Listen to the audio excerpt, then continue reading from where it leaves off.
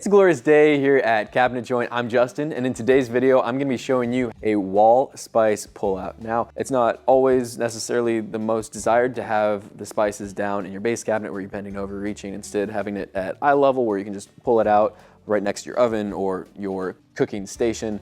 And this then allows it to be in the wall. You can pull it out with the door, as you'll see once we have it installed. These come in two different sizes. There's a 5-inch unit, and then this here is the 8-inch unit. They both come at 26 1/4 tall.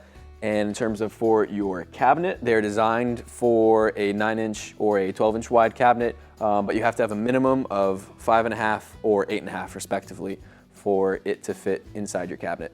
So you can see this cabinet is taller than the pullout itself, but there's gonna be a shelf then on top. It has all the shelf pins like you would with your typical wall cabinet. You can talk to your cabinet coach, you can get that if you want this particular layout. With that shelf installed, all the components are in. It's something to keep in mind. This is not a soft close mechanism, but it does have enough resistance to where it's really hard to slam that shut. With the pullout maxing out at 26 1/4 inches, that means if you have a taller cabinet, there's gonna be room. If you would like, there's also the option to put 2 more railings on the very top of your pullout if you want some added spice organization.